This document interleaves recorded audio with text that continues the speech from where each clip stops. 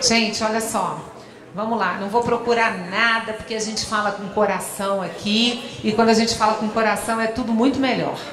Esse painel de agora, a gente vai falar um pouquinho sobre formação de lideranças e quais são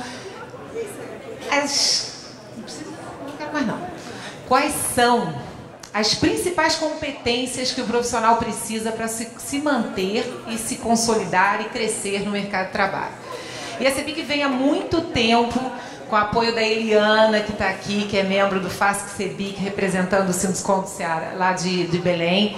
Cláudia, gestora da Comissão de Responsabilidade Social, que ajuda a gente a tocar um time de jovens dentro da CEBIC, porque a gente entendeu que é nossa responsabilidade a formação das futuras lideranças. E com essa transformação do mercado de trabalho, né, eu acho que no pós-pandemia todo mundo entendeu que o mercado não é o mesmo, que as relações de trabalho se transformaram de uma maneira enorme e novas competências são exigidas dos profissionais. Quem atua na construção civil, além de todas as competências técnicas, né, que a gente fala das hard skills, né, e das soft skills, a gente vai trazer gente que vai conseguir falar para a gente um pouquinho mais sobre isso.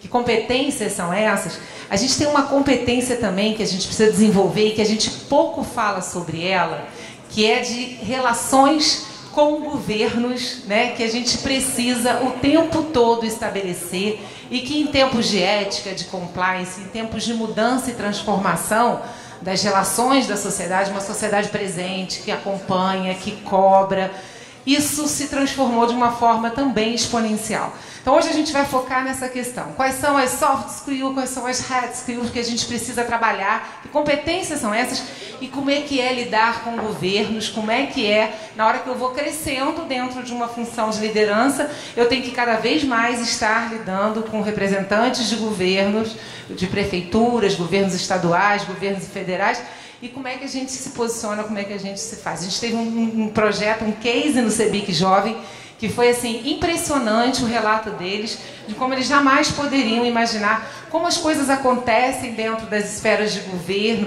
para que as leis sejam criadas, como essas relações devem ser estabelecidas da forma mais ética possível.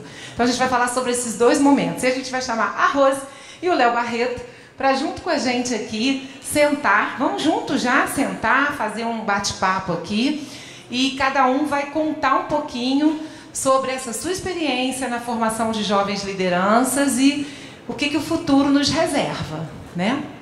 Começamos com as meninas primeiro, é isso, Léo? Então eu vou pedir que cada um se apresente, porque quando a gente fala de alguém, a gente faz um recorte, né, das formações, mas quando a gente pede para o convidado se apresentar, ele faz isso um pouquinho diferente, né, Rose? Não é isso?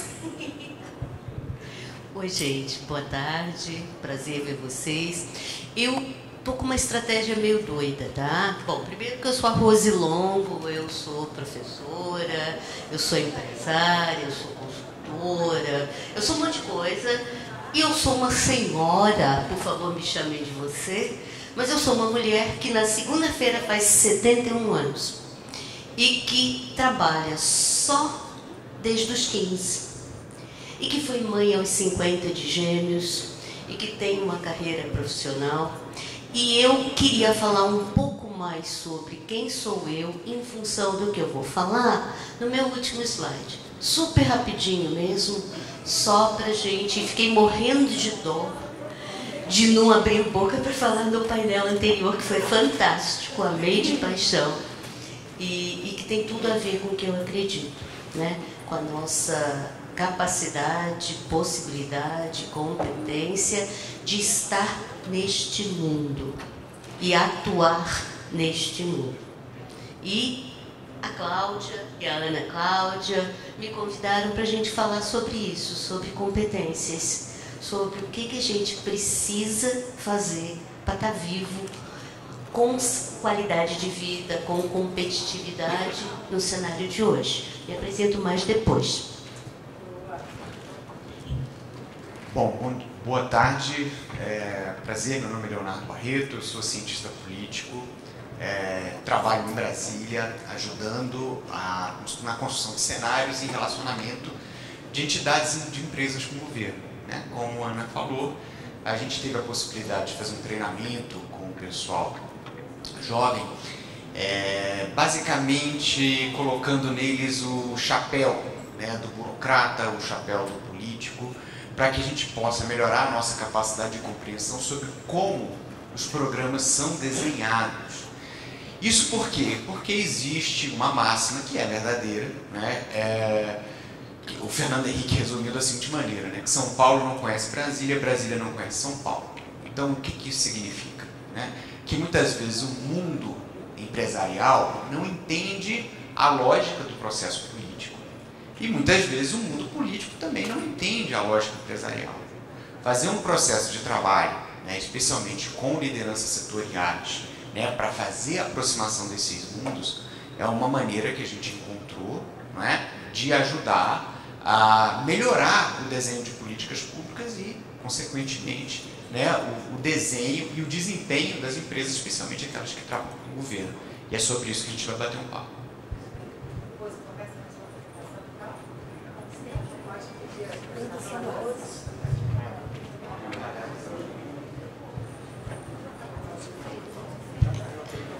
Bom, gente, eu sou do tipo que não para quieta nem um minuto, então eu vou ficar me mexendo.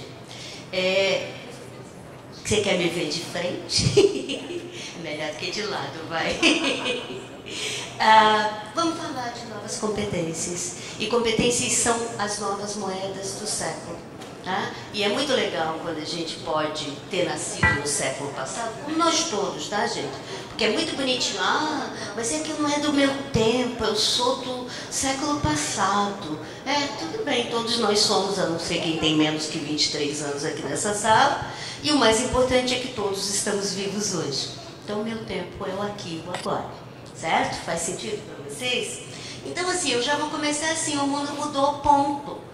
Né? Por que é necessário ter novas competências? Porque nós estamos num mundo que é totalmente, radicalmente diferente daquele em que eu nasci. E provavelmente daquele em que todos vocês nasceram.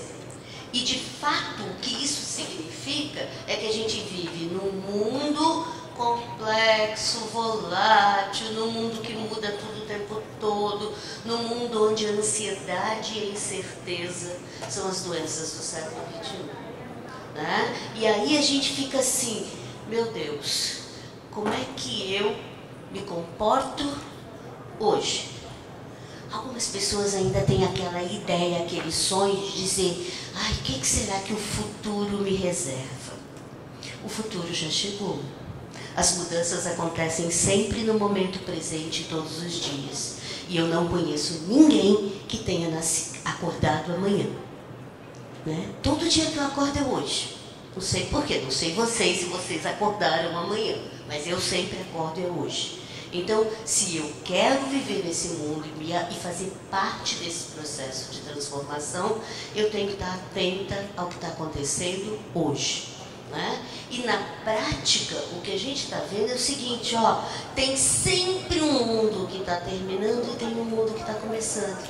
E para o bem ou para o mal, a gente está sempre no meio dessa transição. A gente vive no olho do furacão. E sempre foi assim. Não é que no século passado o mundo não se transformava. Se transformava, sim. É só que era mais devagar. A diferença hoje é proliferação científica e tecnológica. É tudo que a gente tem de inovação todos os dias, de novas descobertas, de novas tecnologias todos os dias, que nos ajudam profundamente, que nos assustam profundamente e que faz com que a gente tenha que se reinventar o tempo todo. Né? Ponto. Né? Se a gente quiser entender quais são as premissas, né, dessa transformação, o que é que está acontecendo? Uma das coisas que eu fiz no século passado, né, foi o meu mestrado no Canadá. Vocês estão vendo essa imagem? Vocês sabiam que eu datilografei minha tese de mestrado de 250 páginas em inglês com uma máquina datilográfica, sem corredor ortográfico? Sabe o que é isso? Sabe o que é isso? Não poder ousar lembrar que teve um erro na página 10 quando você está na página 240? Porque senão você tem que fazer tudo de novo? Pode imaginar? Pois é. são as minhas experiências, né? Se a gente quiser pensar nas premissas dessa transformação, a gente vai olhar o quê? Olha, o que a gente vem experimentando esses últimos anos. Não precisa ir lá atrás, não. 2019 para cá, pega a Covid. Olha tudo que está transformando no mundo. Olha a nossa necessidade de se adaptar o tempo todo. Olha o papel da liderança. Olha o dia que a gente descobriu que tinha uma pandemia e que tinha uma quarentena e que a gente sabia que ia durar só 15 dias, daqui a pouco passava. E a gente foi esperando, esperando, e alguns de nós ficaram o tempo todo esperando, achando que o mundo ia voltar ao normal. Que história é essa? Que normal? Que novo normal? Isso não existe. O mundo mudou. Nós precisamos nos adaptar. Nós ficamos ansiosos, nós não sabemos o segundo seguinte. Eu não sei se um raio de um avião vai cair na minha cabeça. Pode cair na nossa daqui a pouquinho. Espero que não. Ninguém deseja isso. Mas pode acontecer. Percebe? Então, isso faz com que a gente seja obrigado a desenvolver as novas competências que são necessárias para sobreviver com qualidade nesse contexto. E aí você vai dizer assim, puxa, sabe o Fórum Econômico Mundial? Que todo início do ano vai todos os governos para lá. O Klaus Schwab, ele fala isso o tempo todo. Se eu quero sobreviver, se eu quero me tornar competitivo, se eu quero ter qualidade, eu tenho que desenvolver novas competências. E eles publicam listas de novas competências que serão importantes dali a 5 anos. Em 2020, quando eles publicaram a lista para 2025, algumas delas já eram importantes em 2020 mesmo. Todas elas já são importantes em 2023. E eu estou esperando a próxima lista para saber o que ele vai dizer de 2030, porque não tem jeito. A gente precisa se reinventar o tempo todo. E aí, eu peguei um pouquinho da lista deles só para a gente falar um pouco sobre isso. Nesses anos, o que a gente está pedindo? Primeiro, modalidade de trabalho mudou. Novas tecnologias surgiram no mercado, novas maneiras de fazer as coisas. O papel da liderança totalmente tendo que ser reinventado. Meus colaboradores trabalham no home office. E agora, como é que eu vou saber? Quantos gestores, assim que a pandemia começou e que tiveram que fazer home office, passavam a ligar para os seus colaboradores às 8 da manhã para ver se ele já estava alugado trabalhando? Para marcar ponto. Na hora do almoço ele esquecia, deixava trabalhar direto na hora do almoço também. Tudo bem, não precisa fazer hora de almoço. Mas horário de começar, como é que eu vou saber se você está trabalhando direito? Então, a gente está vivendo um contexto de verdade que é super interessante. Precisa ter pensamento crítico, precisa ter critério, precisa, ter uma comunicação mais assertiva. Você precisa ter flexibilidade cognitiva. Reconhecer que se a gente não aprender todos os dias alguma coisa que faça sentido para aquele dia, tudo que a gente aprendeu até ontem pode ser irrelevante hoje. Eu tenho um lindo currículo. Tenho títulos, que legal. Mas nada, isso não vale de nada se houver uma ruptura do paradigma local. Se mudar a crença hoje, tudo que eu aprendi não serve para nada. Então, as 3 lindas siglas LLL, Lifelong Learning, aprender ao longo da vida, são absolutamente compulsórias nos dias de hoje. Ninguém que está aqui pode se dar ao luxo de não ficar atento aos sinais do mercado para ver o que eu preciso aprender para continuar vivo e competitivo nesse momento. Aprender a resolver problemas complexos é competência. Criatividade é competência. Pensar diferente, ampliar o seu olhar. Isso tudo é competência fundamental. Tecnologia, design tecnológico, design ágil, saber fazer uso da tecnologia. Mas eu sou do tempo que se usava máquina de escrever. Deus, você está vivo ainda. Você não morreu, então você tem que aprender alguma coisa. né? A gente pode até não saber tudo e tudo bem. Não pensem que eu sei tudo que eu não sei. Mas o que eu não sei, que eu preciso, eu procuro ou aprender ou descobrir quem sabe para me ajudar. Porque eu não sou boba de ficar perdida no tempo, né? Então tem uma série de coisas. Agora, algumas coisas são essências.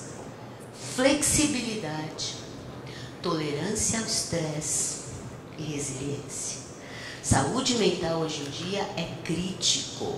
Inteligência emocional é essência dentro das organizações. Poder trazer pessoas com o melhor cuidado, com acolhimento, para que elas possam efetivamente não surtar nesse mundo louco que a gente está vivendo, é fundamental. Não dá mais para ignorar isso. E a outra coisa que todo mundo fala e que é tão difícil, porque todo mundo fala de empatia. Ah, porque eu tenho que ser empático, porque é muito importante ter empatia. Empatia é poder se colocar no lugar do outro. Não é fácil. A gente não está acostumado a andar com o sapato do outro, não.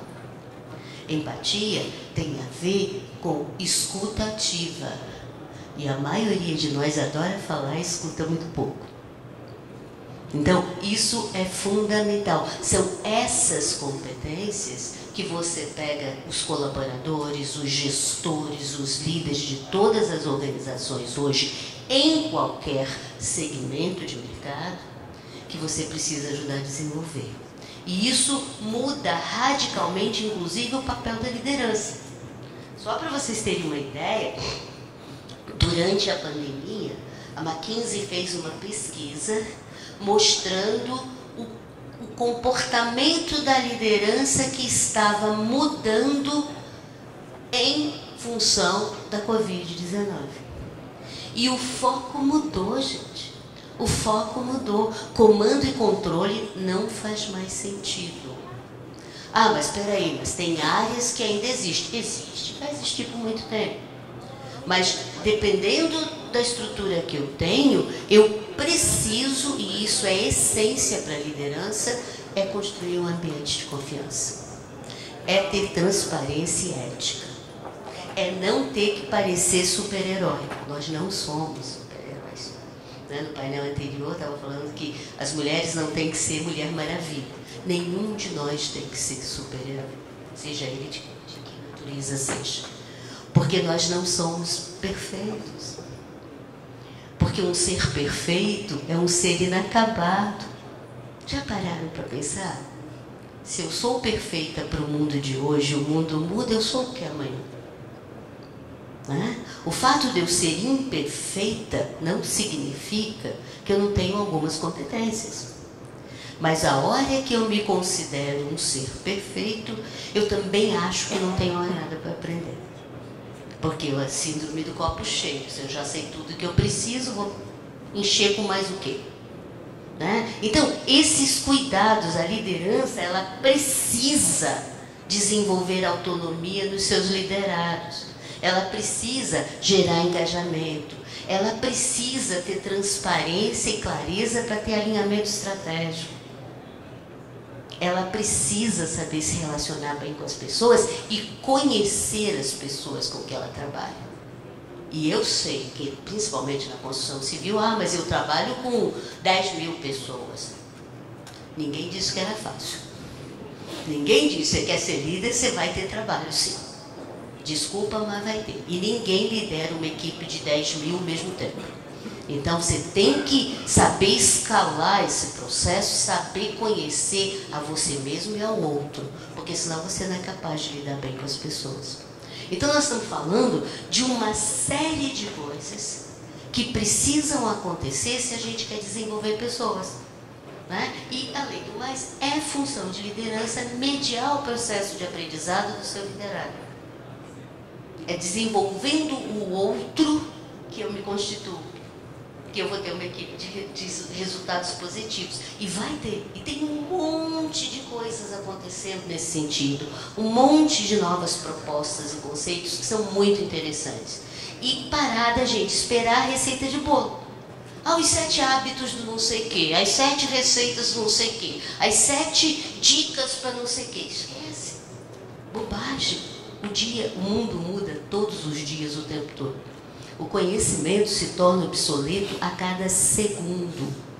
Eu falo alguma coisa que é incrível agora, tem alguém falando melhor do que eu no outro lado do planeta, quase que ao mesmo tempo. Então, tudo que eu aprender hoje pode não servir para nada amanhã. Então, esquece a receita de bolo que não vai levar a gente a lugar nenhum. Né? Não vai. Então, a gente tem que aprender no dia a dia. A gente tem que aprender olho no olho. Entendendo o olhar do outro, tentando entendendo o seu olhar, o seu momento, até para poder respeitar o seu.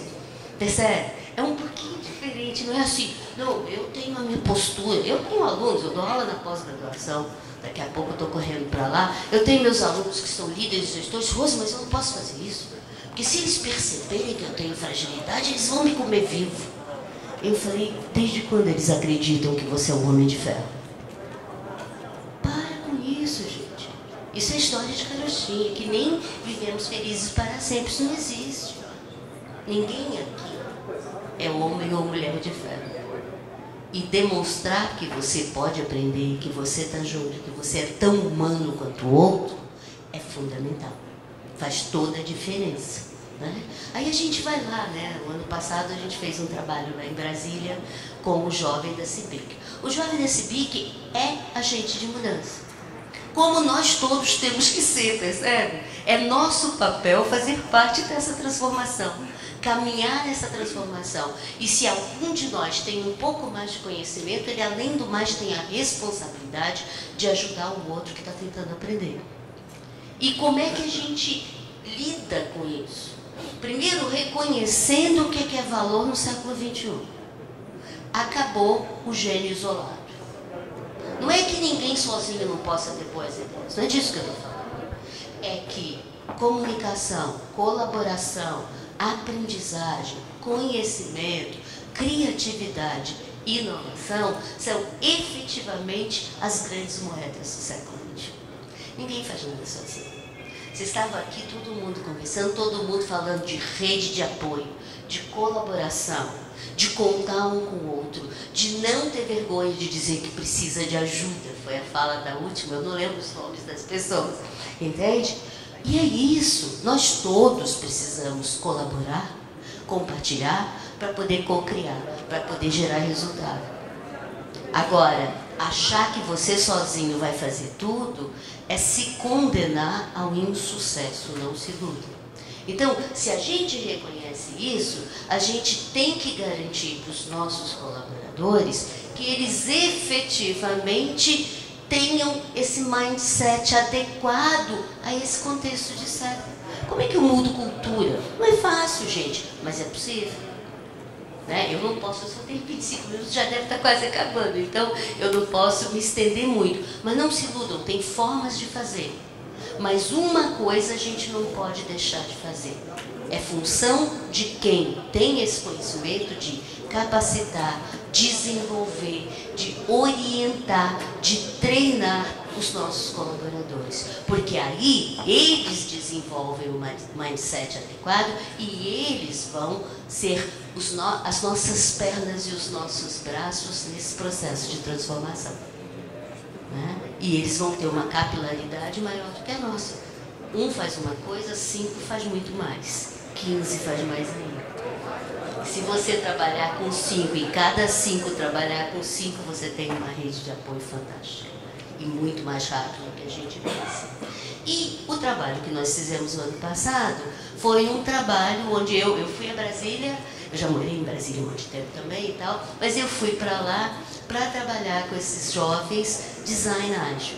E eu peguei a metodologia de design thinking. E aí se diz assim, mas por que os jovens, como agentes de mudança, precisam trabalhar um pouco com design thinking? Muito simples, porque o mundo mudou. Porque a gente tem que se reinventar. Porque a gente precisa fazer escolhas de maneira mais assertiva. Porque a gente tem que gerar resultados diferentes. Porque a gente tem que ser capaz de criar o novo. Porque a gente tem que ampliar a nossa visão periférica. Porque eu tenho que entender que o meu ponto de vista é só a vista de um ponto.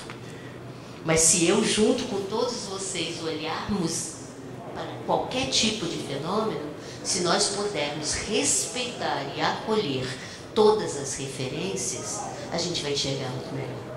A gente vai entender muito melhor o que está acontecendo dentro desse contexto. Então, de uma certa maneira, e isso eu brinco que é o lado B do Design Thinking, é o lado que diz para as pessoas que para trabalhar junto e para gerar inovação e para criar novo, é necessário colaborar, compartilhar, respeitar e acolher. Entender que o olhar do outro não é pior do que o seu, nem melhor, é só diferente. Entender que nós, enquanto indivíduos, não somos iguais. Entender que diversidade é valor. Então, a frase diversidade e inclusão não é simplesmente um modismo que as empresas agora têm que cuidar porque tem cota ou porque tem a Agenda 2030 da ONU com os 17 ODS. É porque a gente precisa disso. A gente precisa do outro e dos vários outros se a gente quer melhorar aquilo que a gente está fazendo. Então, isso tudo vai nos ajudar a sobreviver com qualidade, com competitividade e com sucesso nesse século. Na essência, é por isso que as empresas todas estão correndo atrás de rodadas de design thinking, de gerar resultados, de trazer inovação, de mudar a forma de trabalhar nas suas equipes para trazer resultados diferenciados. Está fazendo sentido isso para vocês? Tá? Então, vou terminar dizendo quem sou eu. Né? Não esquentem muito com isso não, tá? Mas eu sou a Rose. Eu sou a Rose de quase 71 anos. Eu sou a Rose do Rio de Janeiro, que nasceu lá em Nova Friburgo.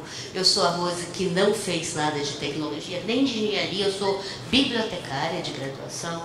Mas eu sou a Rose que tem um mestrado no Canadá, que tem um doutorado na Inglaterra, que foi consultora das Nações Unidas na África, que foi professora na Irlanda, no mestrado lá de Ciência da Informação. Eu sou a Rose que é docente do ensino superior há 43 anos, que escreve livros, que tem certificações internacionais, que tem empresa de consultoria, que faz um monte de coisa.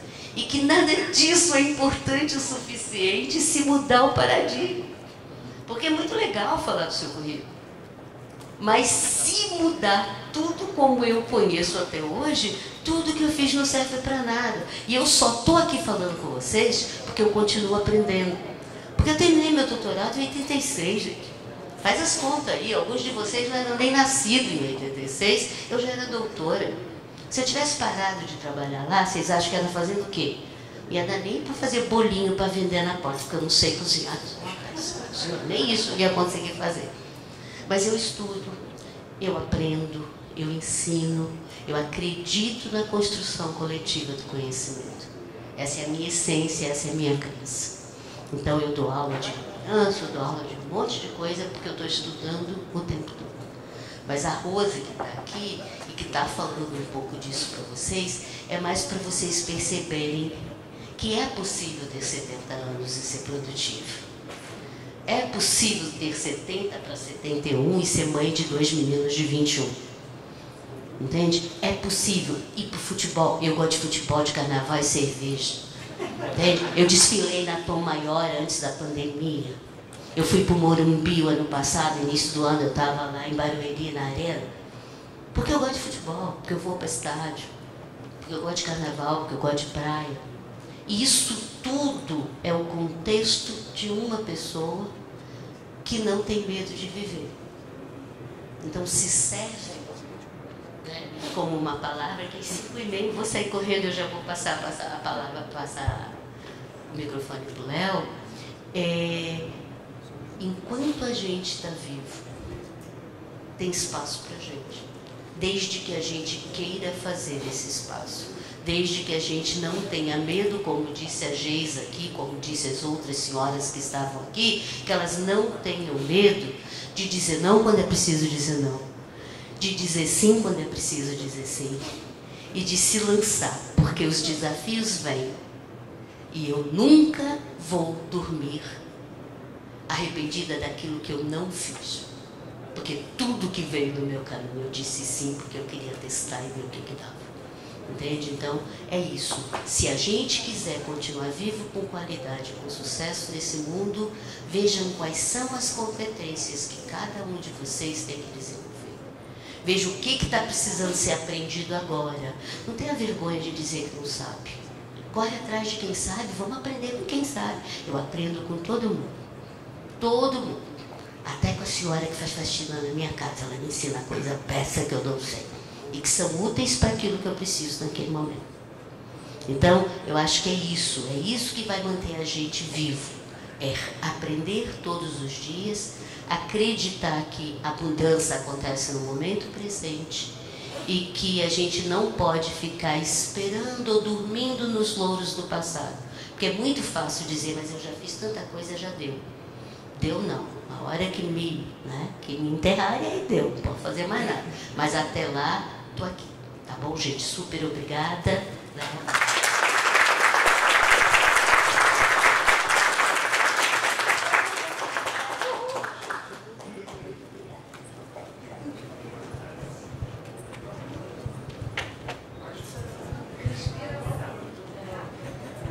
Parabéns, Rose. Só é difícil sucedê-la. Tá bom. Eu acho também. Pessoal, muito boa tarde. Como eu falei, meu nome é Leonardo, eu sou cientista político, já fui professor, hoje eu trabalho majoritariamente com consultoria e estou ajudando a CEBIC aí desde 2006, 2007, enfim, ainda com o Paulo Simão, né, o ex-presidente, que infelizmente não está aqui com a gente, com o José Carlos durante bastante tempo, e tenho a felicidade de estar com a Cláudia, né, com a Ana Cláudia. A gente tem uma trajetória bastante importante, porque a gente acompanhou muitas mudanças, né? Aliás, você tem um setor que sofreu, né, com essa questão até mais genérica, mas também aplicada, né, da mudança, foi o setor da construção, né? Em vários sentidos. E ter tido a oportunidade de ter aplicado esse conhecimento sobre mudanças, né, num trabalho com jovens líderes foi muito bacana. E aí eu vou trazer uma questão que eu acho importante, e aí vocês vão me permitir, né, a digressão filosófica, né, ou quase filosófica, sobre a natureza da mudança, mas também a maneira como a gente lida com ela. Né? Porque a questão é a seguinte: o mundo está sempre mudando, né? E isso é verdade hoje, é verdade ontem, é verdade em qualquer momento, né? Mas a questão que gera atenção é que nós constantemente estamos lutando contra a mudança. E por que isso? Né? Nós estamos lutando contra a mudança porque isso é um instinto básico de sobrevivência. Para que a gente possa planejar a vida, né? Planejar uma família, planejar uma profissão, né? Planejar uma porção de coisas, a gente está tentando tornar o mundo mais previsível, né? E isso vai, por exemplo, ser um tema muito importante para o desenvolvimento, por exemplo, de prédios que aguentem terremotos, né? Ou de construções em áreas que não inundem de tempos em tempos, ou, enfim, uma sorte de obras que consigam antecipar características físicas de uma determinada região. Na política, na sociedade, a gente também está o tempo todo criando regras de convivência para a gente ter alguma segurança de ir caminhando daqui para a estação de metrô, né, sem correr o risco de sofrer uma violência, a possibilidade da gente ter um plano de carreira para a gente saber, ou um plano de previdência para a gente saber que vai poder envelhecer com alguma tranquilidade. Então, na verdade, se a gente olha para o que nos cerca, né, para as instituições, para as regras do jogo, para as regras da sociedade, né, para as regras das profissões, né, enfim, a gente está o tempo todo lutando contra as mudanças no sentido de tentar tornar o mundo um pouco mais previsível, né? Porque, embora esse processo de mudanças ele se acelere bastante, né?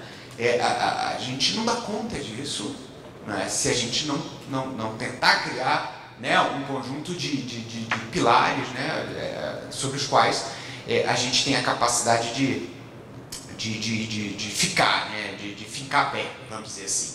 Então as regras sociais elas vão principalmente nessa direção. E aí o que assusta talvez não seja tanta mudança, mas o fato de que elas atuam sobre o mundo que a gente já conhece, né? sobre a nossa capacidade de previsibilidade, né? E isso gera uma tensão. A gente está o tempo todo tensionado sobre aquilo que a Rose falou. Será que o que eu sei é adequado para esse mundo? Será que o que eu sou é adequado para essas mudanças, para essa geração que está vindo? Então a gente está o tempo todo nesse limiar, né, nesse processo de tensão. Então, assim, a questão é a adaptação à mudança, mais ou menos. A questão também é construir regras para manter o mundo previsível, para manter algum tipo de estabilidade e algum tipo de capacidade que nos permita, né, viver, que nos permita planejar nossas empresas, né, que nos permita planejar nossas carreiras.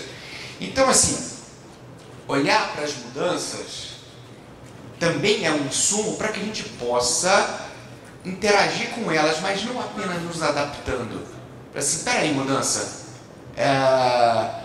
como você pode ser um insumo, né, para a construção de novas regras, para que a gente ainda possa viver no mundo onde tenhamos a possibilidade de ter uma previsibilidade sobre as coisas, como elas vão mais ou menos acontecer. E por que isso é importante? Porque é isso que o líder setorial faz. Tá? Por exemplo, a gente tem uma série de mudanças tecnológicas, a gente vai ter uma série de mudanças políticas, e aquilo ali gera uma porção de transformações na maneira de produzir, e aquilo ali vai exigir uma nova regulamentação do governo, né? Uma nova regulamentação para que, por exemplo, as empresas possam continuar competindo com outras empresas estrangeiras, ou que elas tenham que ganhar algum tempo para se adaptar, para continuarem existindo. E aí você vai ao governo e você vai dizer, olha, essa mudança gerou um input, né? Gerou uma necessidade de fazer um processo de autorização nas nossas regras sociais, para permitir que a gente possa continuar atuando. Então, na verdade, a gente tem uma interação ativa com esse processo de mudança, assim, peraí, como é que isso define, né, o nosso processo de construção social e como é que é a minha participação nesse negócio? É nesse sentido que a gente vai. Eu até gostei um pouco, né, fazendo esse processo gostei dessa foto, né, porque parece o seguinte, a mudança hoje é mais ou menos como escrever na areia, né? Você escreve ali, assim, você sabe que a onda vai vir, né? Ela vai apagar e você vai ter que escrever de novo. Aliás, o que não muda é exatamente o que tudo muda o tempo todo, né? Mas vocês, engenheiros, não se conformam com isso, né? Vocês são assim, ó, não, peraí, deixa eu construir aqui meu castelinho na areia, né? Vou calcular o ângulo onde a água não vai passar e por aí vai. Então esse é o processo que a gente tem que olhar e tentar interagir com ele, tá? Então, olha só, dentro desses anos que eu tive com o CEBIC, o que a gente viu, né, de processos de mudança? Novas leis de licitações. Só de leis de licitações a gente passou por umas 3. Né? A mais nova que ia começar a vigorar agora foi prorrogada. Marcos regulatórios. O que começou a vigorar agora já foi desconstituído pelo novo presidente. Tensões sociais. A discussão de compliance que veio, né, na esteira da Lava Jato. Aliás, nós tivemos uma expedição, né, uma força expedicionária com a doutora Eliana Calmon, que foi ministra do STJ, era uma grande voz, né, sobre sobre a Operação Lava Jato, enfim, suas consequências, etc., falando sobre a importância do novo momento, das estruturas de compliance para as empresas, de como isso indicava uma mudança de comportamento, etc. E a gente já viveu até um certo refluxo desse processo, processos de abertura e fechamento para o mundo, para outros países, o que leva a maior ou menor exposição de concorrência. Então a gente está o tempo todo lidando com vários fatores que vão alterar, é engraçado, né? Vão alterar a maneira como a gente faz engenharia, a maneira como a gente vende para o governo, vão alterar as regras de meio ambiente, de licenciamento ambiental que você tem que observar, enfim. Mas principalmente que vão alterar o leque de preocupações da sua empresa. Não é aquela história, hoje um líder empresarial, ele não pode se preocupar apenas em fazer dinheiro. Ou então em fazer a melhor obra possível, né? Ou em fazer, ele tem que fazer isso seguindo determinadas regras, né? Para as quais muitas vezes ele não se preparou, ele não estudou, né? Por exemplo, em vez de ir para as aulas de História e Geografia, ficava nas aulas de Física e Matemática, né? E de repente ele se vê desafiado a ter que assistir uma palestra de um cientista político, de um sociólogo, de um antropólogo, né? Porque existe um conjunto de questões que passaram a ser vitais para a empresa dele, que muitas vezes ele acreditava que não estaria preparado. A sorte, né, é que esse cara vai ter um sindicato, ou esse cara vai ter uma CEBIC, né, aonde ele vai poder compartilhar, assim, olha, tem uma porção de coisas mudando no ambiente no qual a gente faz negócio, para uma porção dessas coisas eu não estou preparado, e a gente precisa fazer um processo para entender e depois interagir com essas questões todas. Hoje, pessoal, tem duas forças que transformam bastante o mundo político, não é? No qual a gente está envolvido, e que eu acho que são fontes de tensão que movem, né, a maior parte das nossas preocupações. Tá? Tecnologia, eu sei que escolhi um disquete para falar de tecnologia, não foi o melhor ícone, né? Mas é impressionante como a tecnologia está arrasando quarteirões, né? E a palavra é essa mesmo. A gente atende uma grande empresa de tecnologia em Brasília, na interação com governos, e a gente tem estudado muitos efeitos da transformação digital, e isso vai permitir, por exemplo, que governos consigam dar saltos de séculos para superar gargalos sociais, né? Dá muito instrumento, dá muita capacidade dos governos resolverem problemas da sociedade, problemas de políticas públicas, né? Mas, por outro lado, cria um gap social inacreditável, né? A maior parte das pessoas hoje vai ficar pelo caminho, né? Com o processo de transformação digital, com o impacto disso nas relações de trabalho, de tal maneira que até o pessoal do Fórum Econômico e Social diz que as universidades elas têm que ser reconfiguradas para receber pessoas que vão ter que se requalificar, né? E além disso, um aumento do sistema de proteção social. A tecnologia também cria um processo de concentração de renda que a gente não está acostumado, e vai trazer muitos desafios, né, para a manutenção da coesão social. Agora, um outro fator, que é um pouco mais antigo, e que vem para uma praia que eu estou mais familiarizado, é o efeito da democracia.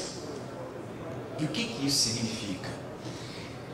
A democracia, ela promove, e isso foi descrito pela primeira vez por um filósofo chamado Alex de Tocqueville, né, no século XVIII, ela promove um processo de horizontalização das sociedades que, por exemplo, no caso do Brasil, traz muitas novidades e muitos desafios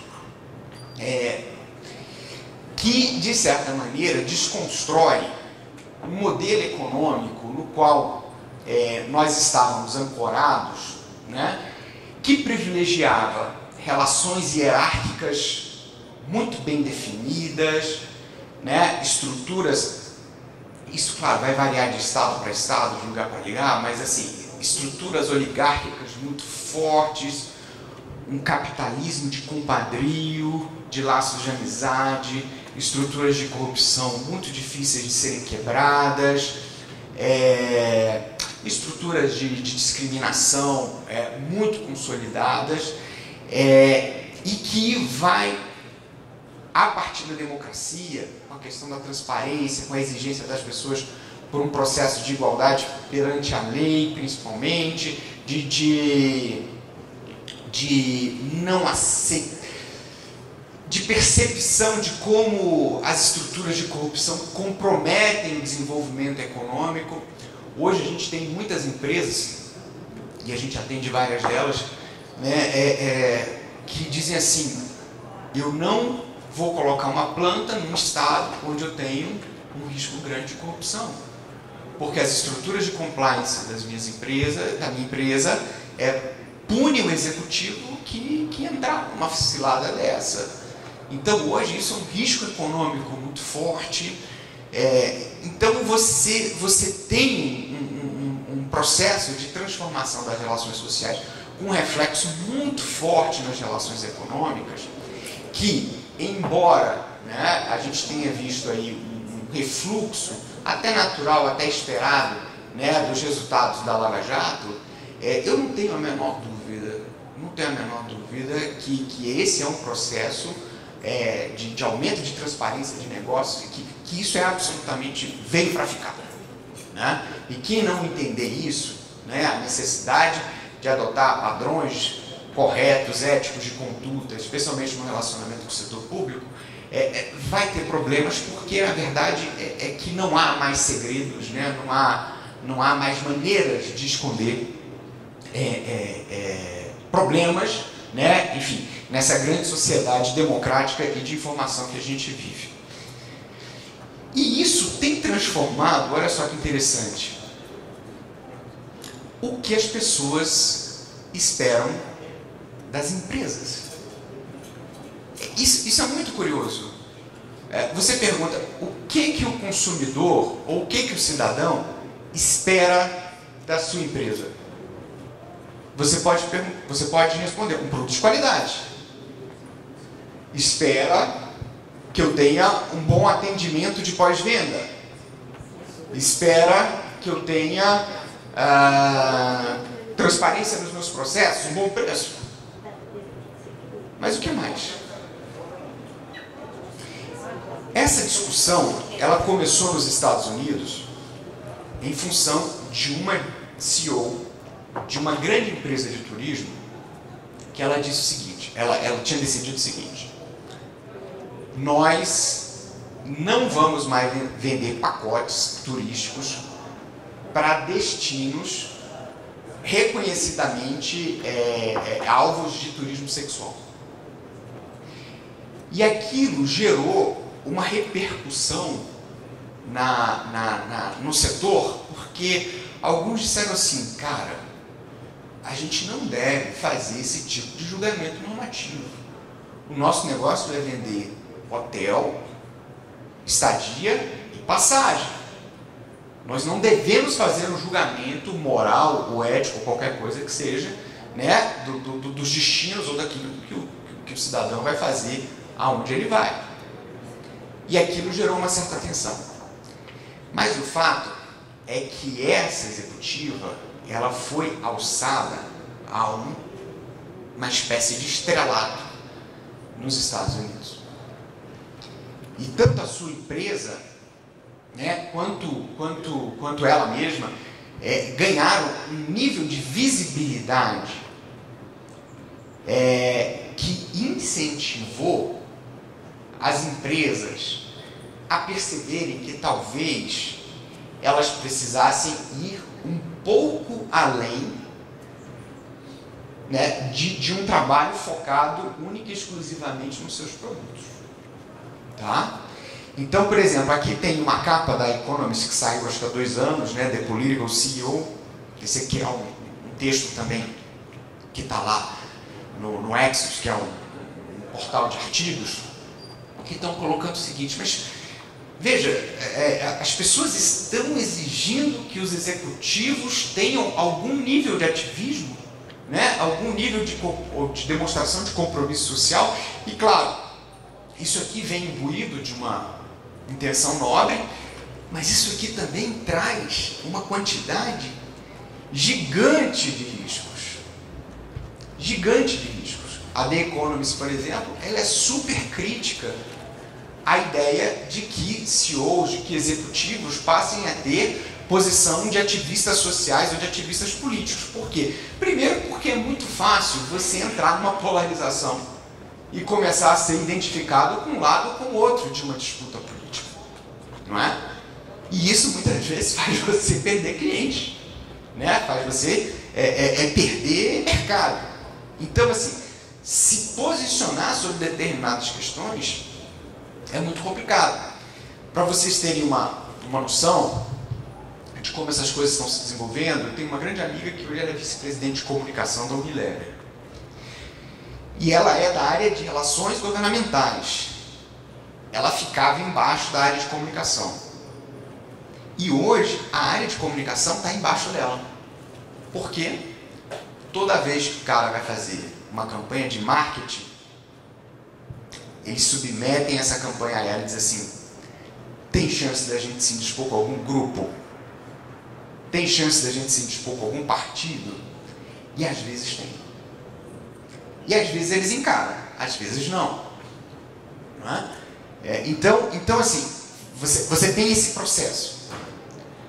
Você tem o risco de ser hipócrita, né? Porque muitas vezes você assume uma porção de causas, agendas e bandeiras, etc. Mas a empresa não segue o caminho, não é? Enfim, existe essa possibilidade de assumir compromissos que muitas vezes não podem ser honrados, né? Em função da dinâmica de mercado, etc. E tal. Então, assim, a gente está num momento onde está sendo exigido das empresas que elas adotem uma porção de comportamentos, né? Muitos deles vinculados a bandeiras, a agendas da sociedade, mas agendas que muitas vezes polarizam, que dividem, que geram risco, que geram partidarização, não é? Que abrem espaço para hipocrisia, né? E tudo isso numa sociedade de enorme e de constante vigilância, né? Eu tenho um amigo que diz assim, que nós somos todos anônimos provisórios, né? Todo mundo esperando, né, a sua vez de ser revelado num escândalo.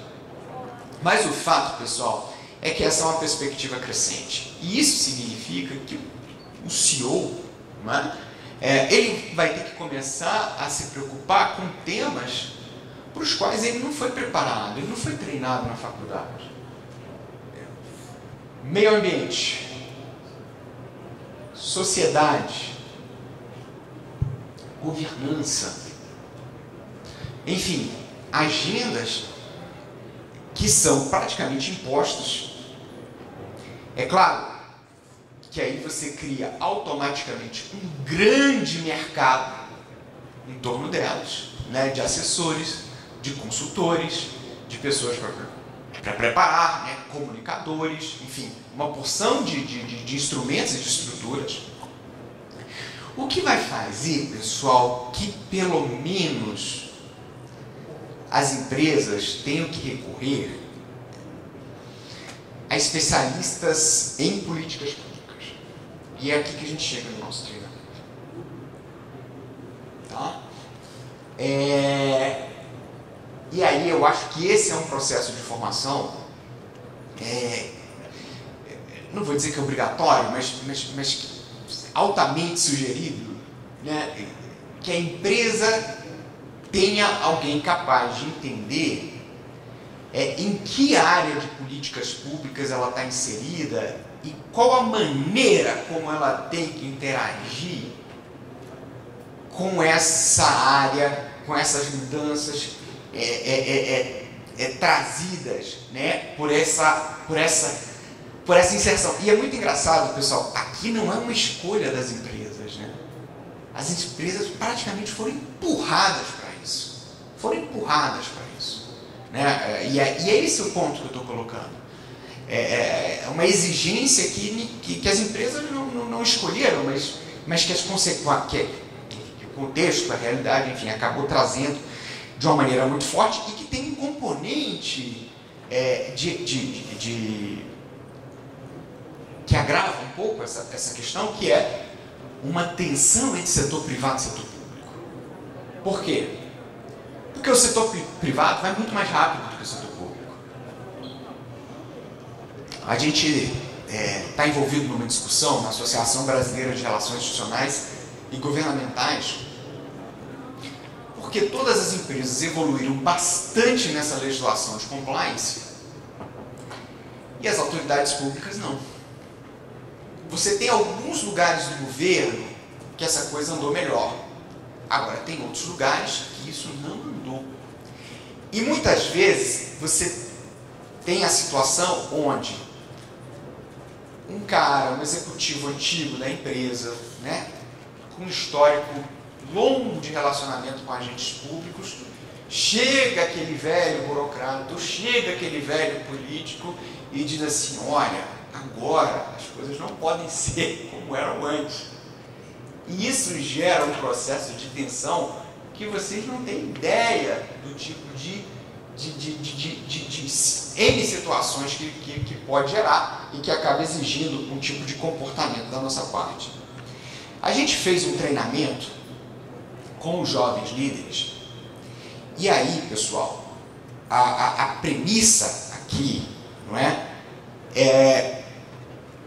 que a gente não apenas tem a capacidade de se adaptar às mudanças, mas que a gente tem a capacidade de, a partir delas, desenhar regras, participar do processo de formulação de leis e de políticas públicas que tornem o nosso ambiente de negócios propício para o desenvolvimento e florescimento das nossas empresas. Veja, pessoal, não se pode comprar a ideia de que empresários são meros clientes da política. São meros clientes de decisões que são tomadas sem a participação ou sem a interação dele. Que o ambiente de negócios, especialmente nos aspectos institucionais, e que tem a relação com o contexto político, são definidos por razões absolutamente alheias à própria participação dos empresários no debate do processo político. Pessoal, não existe nenhum país moderno, desenvolvido no mundo, que não tenha visto, em algum momento, algum nível de rebelião empresarial, algum nível de exigência empresarial de participação no processo de construção das decisões, não é? E o mais importante deles, né, que começa com o movimento constitucionalista inglês, dizendo assim: olha, se há contribuição de ingressos, né, de impostos, tem que haver representação. Tem que haver representação. Então, é curioso, porque isso até contraria, de certa maneira, né, aquela ideia de que a lógica política e a lógica empresarial são coisas separadas e que poderiam ser deixadas, né, de uma maneira, enfim, fronteiras bem delimitadas, né, cada uma no seu galho. E na verdade, é o inverso que esse processo está se desenhando. Eu vou desenhar dois casos aqui. Primeiro, pessoal, do que eu estou falando? Quando eu falo em políticas públicas, eu estou falando de uma etapa, pessoal, de um processo longo que todos vocês conhecem e que está aqui sistematizado de uma maneira simples. Uma lei ou uma política pública que afeta o setor da construção começa com um debate que nós chamamos de um processo de formulação. Isso encaminha para um debate público, para um processo de validação política, normalmente no Congresso, nas instâncias. Depois isso vai para um processo de implementação, né, pelas burocracias, pelos prefeitos, pelos governadores, pelos secretários de obras. E aí depois toda essa política passa por um processo de avaliação que vai levar muito provavelmente à reformulação dessa política. Então vamos pegar o Minha Casa Minha Vida. Tá? Que foi exatamente o tema que a gente trabalhou no nosso curso de formação de lideranças. Vocês acham que é possível simplesmente replicar o modelo do Minha Casa Minha Vida que foi executado durante as gestões Lula e Dilma? Era só uma questão de ligar ou de desligar a chave? Nesse programa de treinamento, e aí a gente já está encaminhando para o final, pessoal, a gente dividiu o nosso grupo de jovens em 3 tipos de atores. Para cada um existia uma persona com seus objetivos e seus comportamentos mais comuns. Então, uma persona era o empresário, uma persona era o político e a terceira persona era o burocrata.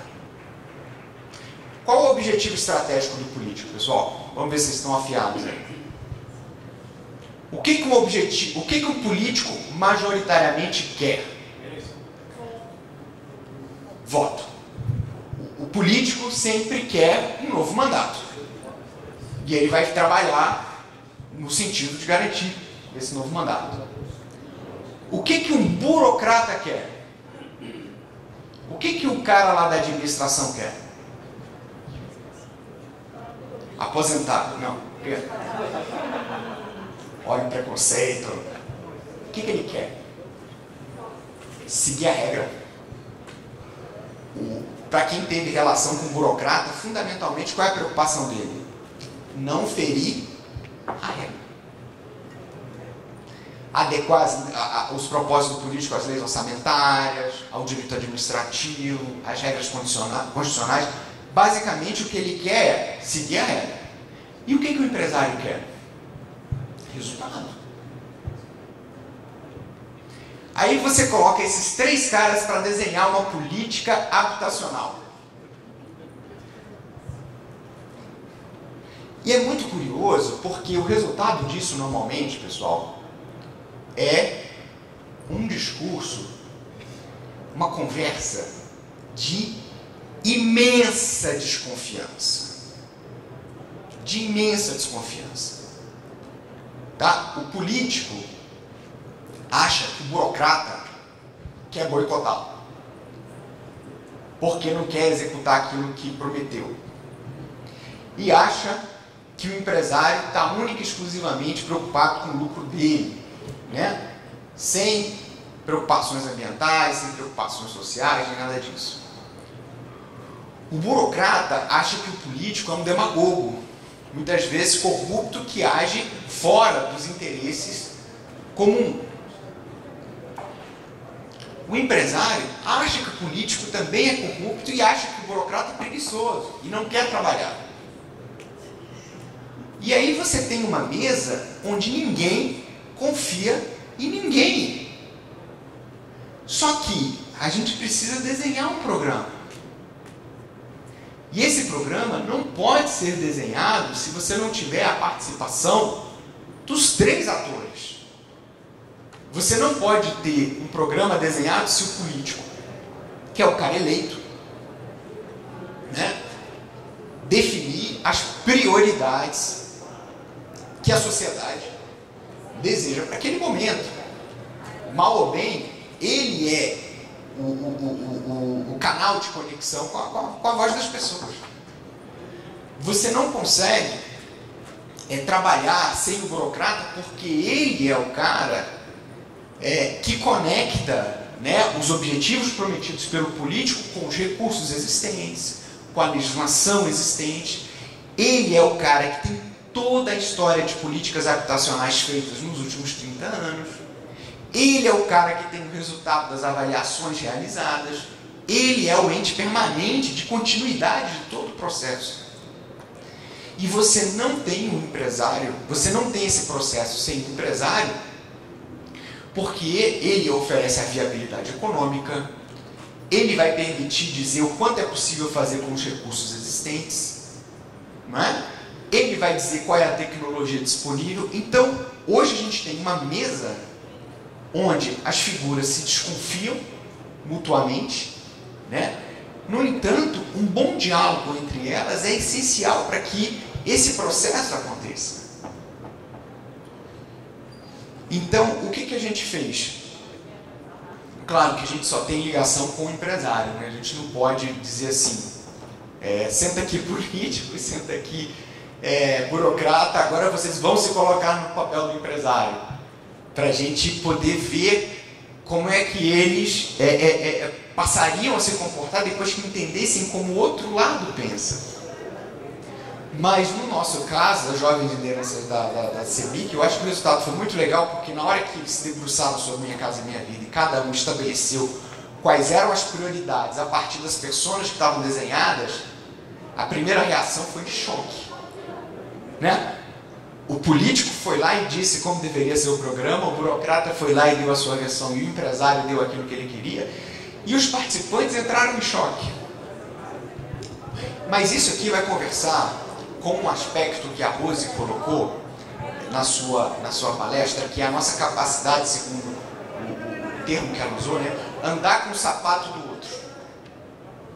Pessoal, ter a capacidade de entender como o burocrata trabalha e de entender como o político pensa, ajuda a gente a entender aonde que os objetivos que nós temos são convergentes, aonde que eles são irreconciliáveis, de tal maneira que a gente possa ter e desenvolver uma estratégia efetiva no diálogo com o poder público e no desenho de políticas públicas. E essa capacidade o líder setorial precisa ter e precisa transmitir isso, especialmente para aqueles que estão associados nos sindicatos, nas outras entidades, para que esse discurso, para que esse diálogo seja favorável a todos, né, no desenho das políticas públicas. E eu vou dar aqui mais um exemplo, que esse é um caso que nós estamos trabalhando hoje, que ele tem correlação com a política pública, com a construção civil, mas ele é de um outro setor. A gente fez uma pesquisa de imagem do plástico junto a atores governamentais.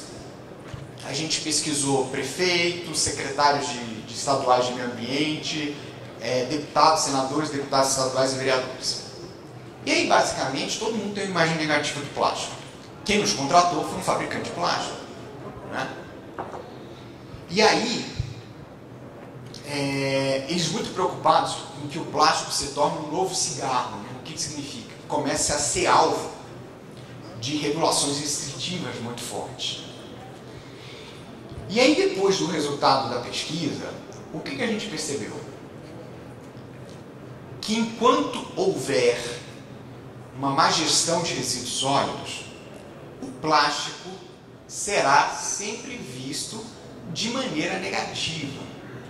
Não adianta você ir para a imprensa, pagar campanhas publicitárias carérrimas, né? Dizendo o plástico é legal, o plástico é melhor do que o vidro, o plástico é melhor do que o papel, o plástico tem a vida longa, ele permite a conservação de alimentos de uma maneira que a gente nunca viu, tem múltiplos usos, etc. e tal. Enfim, você pode gastar a grana que for para tentar tornar o plástico simpático para a opinião pública, mas o fato é enquanto as pessoas verem sacolinhas no mar, né, ou entupindo bueiros, ou uma tartaruga morrendo com um canudinho no nariz, o plástico vai ter sempre o papel de vilão. E aí, qual foi a conclusão que o pessoal chegou? A gente não pode trabalhar apenas a imagem do plástico. A gente tem que trabalhar um rol de políticas públicas que envolve o contexto do produto. Então, vamos criar um observatório de gestão de resíduos sólidos.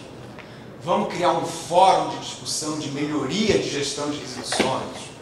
Vamos apresentar cases para que as prefeituras possam executar. Percebe? Eles criaram toda uma agenda paralela ao negócio.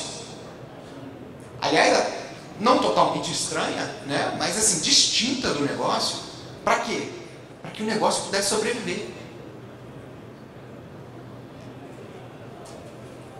Então, de certa maneira, hoje, as empresas que não entenderem quais são essas agendas paralelas, elas podem correr o risco de ver os seus ativos perderem valor, né, de uma maneira muito rápida, porque, como a gente sabe, a reputação das nossas empresas, né, a reputação dos nossos produtos, elas hoje dependem mais do que apenas o seu valor, a maneira como eles foram construídos, o padrão de qualidade, mas dependem de todo um contexto que o envolve.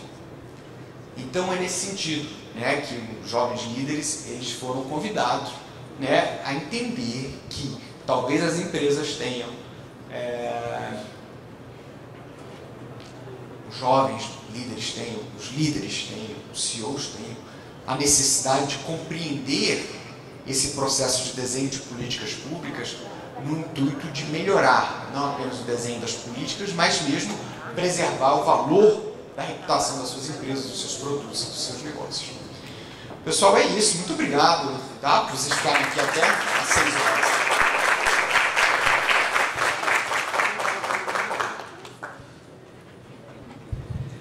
Eu queria agradecer, Léo, você. Foi difícil, gente, a gente pensar e costurar esse painel, né? Porque parece que a gente está falando, né, de duas coisas muito diferentes, distintas, mas no fundo a gente está conversando sobre as competências que nós precisamos desenvolver em nós. Primeiro, acho que tudo que a Rose trouxe é muito mais natural a gente entender, mas essa agenda que o Léo trouxe, no mundo que a gente vive hoje, né, e quem atua na nossa indústria, quem atua em obras públicas, então isso é enormemente importante. Mas você vê, em outras indústrias que nem tem essa coisa de só prestar serviço para o governo, ou seja, é uma agenda que a gente precisa cuidar, é uma habilidade que a gente precisa desenvolver, e tudo isso num ambiente cheio de regras, né, que você fala sempre, né, Léo? As regras que mudam o tempo todo, mas os atores sempre muito antigos. A gente ainda tem muitos políticos, muitos empresários, né? Essa fala é do Léo, e ela traduz mesmo como é pisar em ovos na hora que eu estou ali atuando, negociando, cuidando do meu negócio e tendo que lidar com coisas que a escola de engenharia não necessariamente me preparou, mas que o mundo dos negócios nos exige, né? Então era essa reflexão, gente, que a gente queria trazer aqui hoje, falar sobre quem são os atores que estão em volta do meu negócio, do meu mercado, como é que eu estou lidando com essas relações, né? Como é que eu estou construindo essas relações e como eu estou atuando para melhorar o nosso ambiente de negócios, né? Porque esse é o papel das entidades. Eu acho que quando a gente está num evento como o ENIC, que é o Encontro Nacional da Indústria da Construção, né, que é realizado pela CEBIC, que é a Câmara Brasileira da Indústria, a gente representa os sindicatos do Brasil todo, né? E a gente fala para o jovem sindicato, o jovem já faz uma cara feia, né? E esse projeto CEBIC Jovem, ele é importante por isso. A gente traz as lideranças para falar, epa, o mundo é colaborativo, o mundo é participação, o mundo é estar junto. E vocês estão achando o sindicato coisa velha? Lá atrás eles já tinham enxergado isso, que as empresas sozinhas, como uma ilha, elas não iriam à frente, elas não iriam avançar, não construiriam um programa como Minha Casa Minha Vida, que o Zé Carlos tem o maior orgulho de abrir a boca e dizer que ele nasceu dentro da CEBIC. E é verdade. Nasceu como propositiva da CEBIC, né? O Léo participou desse processo e foi construído a muitas mãos. Então, assim, não dá para dizer política e o negócio. São Paulo e Brasília precisam conversar para o bem do nosso futuro, né? Como o Léo começou falando, e a gente precisa se preparar, porque as empresas vão precisar desse tipo de profissionais e desses tipos de competências. Então foi assim um desafio enorme fazer essa costura aqui para vocês, mas a gente achava que tinha todo sentido e que a gente precisa olhar para isso. Já temos coisas prontas, já temos programas? Não temos, mas precisamos começar a saber que o problema existe para depois começar a pensar como é que a gente cuida dele, né? Acho que foi um pouco isso que a gente veio fazer hoje, veio falar do que o problema existe, e a gente vai sair daqui pensando como é que a gente começa a construir uma solução para isso, porque eu não tenho um curso ainda formatado para eu desenvolver essa competência, ainda não existem, né? Uma série de iniciativas para que a gente trate disso. Então, queria abrir, se alguém quiser trazer aqui uma pergunta para o Léo, se alguém quiser trazer aqui, né, um feedback do que foi, né, desse momento, dessa reflexão, estamos abertos. Mas fala um de cada vez, né, Léo? Porque senão a gente não consegue dar conta de responder todo mundo. Pessoal, muito obrigado, viu, pela presença de vocês. A gente está ali para um diálogo, tá? A gente fez um desenho de competências, mas todo esse processo de convivência política e de entendimento do nosso entorno, ele é um conhecimento muito mais prático do que teórico, né, Ana? E a gente tem aprendido isso vivendo isso, né? Como você falou, o desenho do Minha Casa Minha Vida foi um grande case, né? Lembrando que o Lula, à época, chamou o Paulo Simão e o José Carlos e disse assim: olha, eu quero construir 1 milhão de casas até o final do ano. E o pessoal se debruçou absurdamente para desenhar um modelo que foi vencedor, né? Que não teve sustentabilidade por algumas razões, mas que podem ser redesenhadas agora.